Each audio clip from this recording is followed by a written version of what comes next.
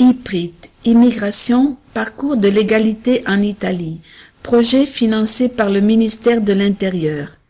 La sécurité sociale, fiche sur la réglementation pour l'entrée en Italie. Le système de sécurité sociale, mais aussi d'accès aux soins, constitue un outil d'inclusion essentiel, parce qu'il offre une protection effective contre les différents risques sociaux, comme le chômage, les accidents du travail, la maladie et l'invalidité. Le principal organisme italien de sécurité sociale est l'INPS, Institut national de sécurité sociale, qui assure la quasi-totalité des employés du secteur privé et aussi, depuis peu, du secteur public, tandis que d'autres catégories, comme les journalistes, les médecins, les avocats, relèvent d'autres instituts. L'INPS ne s'occupe pas seulement de retraite, mais aussi du paiement de toutes les prestations de soutien aux revenus, et de celles visant à aider les personnes ayant un revenu modeste et les familles nombreuses. L'INAIL, Institut national pour l'assurance contre les accidents du travail, gère le régime d'assurance, financé grâce aux cotisations versées par les employeurs, qui garantit une protection aux travailleurs en cas d'accident ou de mort sur le travail ou de maladie professionnelle. L'INAIL offre des prestations de nature temporaire ou des rentes pour l'incapacité permanente ou des indemnités en cas de mort.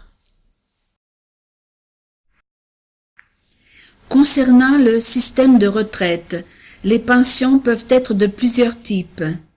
Pension d'invalidité, allocation d'invalidité, pension de vieillesse et pension de survivant. Les prestations autres que les pensions versées par l'INPS sont multiples et concernent le chômage non agricole, est une prestation économique versée aux travailleurs salariés qui ont été licenciés. Le chômage agricole est une indemnité reconnue aux ouvriers qui travaillent dans l'agriculture et sont inscrits dans les listes spéciales nominatives des travailleurs agricoles. La mobilité est un subside économique versé à certaines catégories de travailleurs licenciés par des entreprises en difficulté. Le chômage partiel est une prestation économique visant à intégrer ou substituer la rémunération des travailleurs en vue de faire face à de graves situations d'excédence d'emploi qui pourraient amener les entreprises à des licenciements de masse. Le traitement de fin de rapport est un fonds géré par l'INPS pour verser le traitement de fin de rapport et les 13 derniers mois de salaire à la place de l'employeur en cas d'insolvabilité de ce dernier. Toujours en matière de prestations autres que les pensions versées par l'INPS, nous avons encore les allocations par foyer. C'est une prestation de soutien aux familles des travailleurs salariés et des bénéficiaires de prestations à charge de l'assurance générale obligatoire qui ont un revenu annuel inférieur au niveau de revenu établi chaque année par loi. L'allocation pour soigner la tuberculose, c'est une indemnité versée aux malades de tuberculose. La maladie, c'est une indemnité reconnue aux travailleurs en cas de maladie qui en détermine temporairement leur incapacité au travail. Les allocations familiales versées par les communes, ce sont des allocations octroyées par les communes mais versées par l'INPS de soutien aux revenus du foyer, cumulables avec n'importe quel autre traitement de famille. La maternité et la paternité, c'est une indemnité versée aux travailleurs mères et dans certains cas à des travailleurs pères suite à la naissance ou à l'adoption d'un mineur. Toujours en matière de prestations autres que les pensions versées par l'INPS, nous avons encore l'assistance aux handicapés. Elle prévoit des prestations économiques versées aux personnes, non nécessairement travailleurs, atteintes d'une maladie invalidante et des congés rétribués accordés aux travailleurs gravement handicapés et aux membres de leur famille pour favoriser les soins et l'assistance de l'handicapé. Les cures thermales, qui sont octroyées afin d'éviter, de retarder ou d'éliminer une situation d'invalidité. L'allocation pour congé matrimonial, c'est le congé payé extraordinaire de la durée de 8 jours octroyé aux deux époux à l'occasion de leur mariage, dont ils peuvent jouir dans les 30 jours suivant la date de leur mariage. L'allocation de maternité de l'État et des communes de résidence. Il s'agit d'une prestation à charge de l'État versée en cas de maternité. L'allocation de maternité des communes est une prestation octroyée par les communes, mais versée également par l'INPS. Enfin, les congés parentaux et le repos pour l'allaitement sont des congés payés pour abstention de l'activité professionnelle qui sont octroyés aux mères et aux pères pour assister leurs enfants, même s'il s'agit d'enfants adoptés.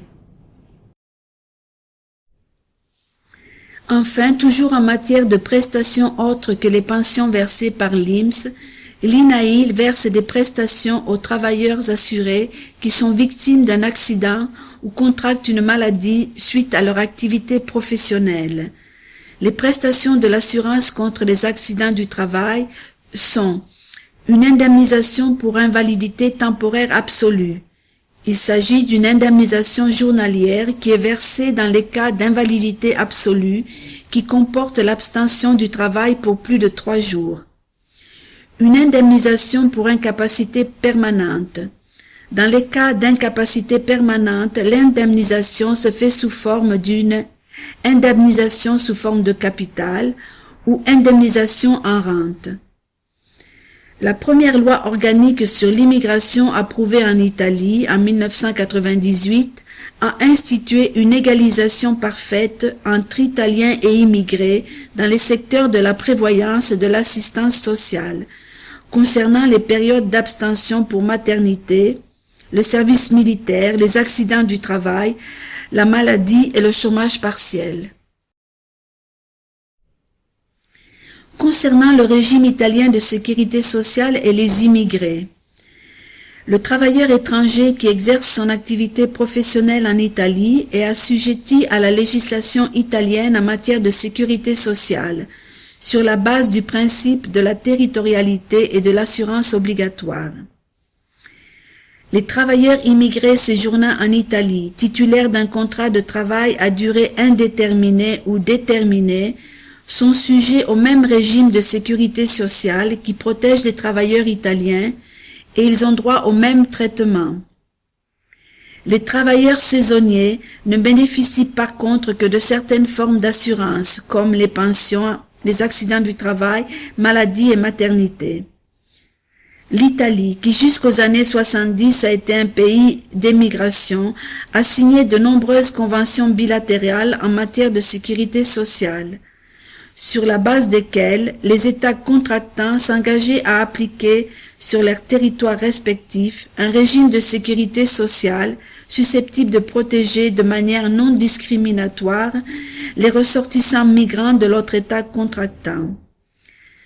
Pour être appliqués pleinement, ces accords doivent être ratifiés par une loi du Parlement, à la différence de ce qui se passe pour les règlements communautaires en matière de sécurité sociale qui, après avoir été approuvés, sont directement applicables dans les pays membres suite à la primauté du droit communautaire. Concernant toujours le régime italien de sécurité sociale et les immigrés, les conventions bilatérales stipulées par l'Italie dans le passé avaient pour principal objectif la protection des migrants italiens dans les pays où l'immigration italienne était particulièrement importante. La première entente bilatérale fut en effet l'accord italo-français de 1904. Dans les années 80, en relation avec la transformation de l'Italie de pays d'émigration à pays d'immigration, de nouvelles conventions ont été ratifiées avec les principaux pays de provenance des flux migratoires, comme le Cap-Vert et la Tunisie, alors qu'avec d'autres, on s'est arrêté aux ententes préliminaires ou au maximum à la signature, c'est le cas du Maroc. En effet, le poids économique que comportent ces accords ont dissuadé l'Italie de signer d'autres accords et de procéder à la ratification de certains d'entre eux déjà signés.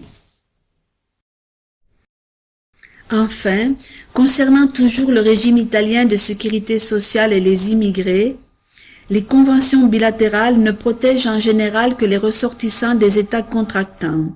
Cependant, dans le cas de l'Argentine, du Canada, de Saint-Marin, des États-Unis, de l'Uruguay et du Venezuela, ces accords établissent qu'il n'est pas nécessaire d'être ressortissant de l'un des deux États contractants, mais qu'il suffit d'être assujetti au régime de sécurité sociale dans les deux pays. Les prestations versées sur la base des conventions bilatérales sont énumérées explicitement dans chacune de ces conventions et couvrent les champs suivants: vieillesse, survivant, invalidité, accident du travail et maladie professionnelle, allocation familiale, maladie et maternité, et enfin le chômage.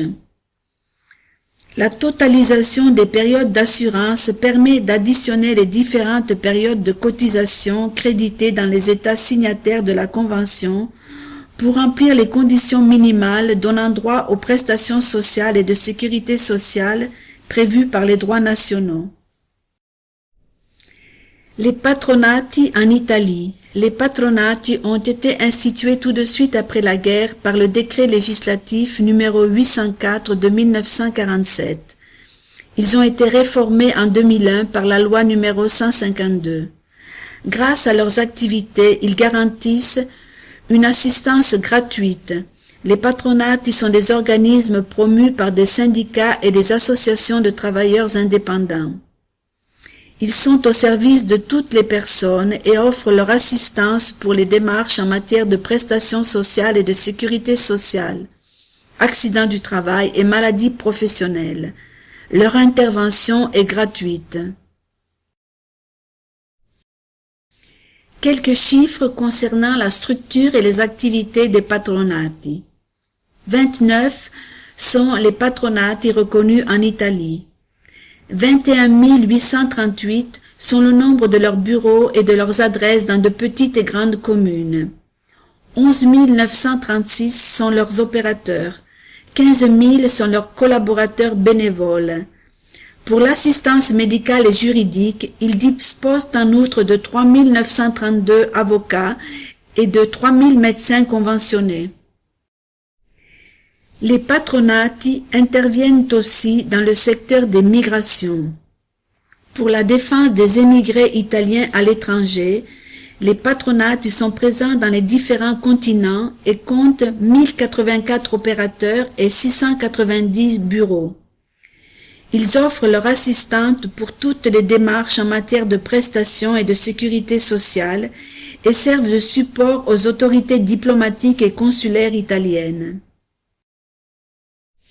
Les patronati interviennent également pour la défense des immigrés en Italie. Ils offrent leur assistance pour toutes les démarches en matière de renouvellement et délivrance des titres de séjour, regroupement familial, décret flux, régularisation et immersion du travail au noir. Cette faculté, prévue dans le texte unique immigration de 1998, a été rendue opérationnelle par des conventions signées avec les ministères de l'Intérieur et du Travail. Pour faciliter votre démarche, vous pouvez consulter plusieurs sites institutionnels. Tout d'abord, les données du réseau européen des migrations en Italie et les fiches publiées sur le portail de l'Union européenne sur l'immigration.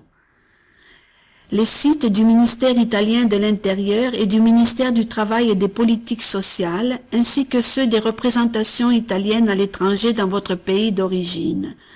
Dans le cas du Maroc, les sites de l'ambassade d'Italie à Rabat et du consulat d'Italie à Casablanca.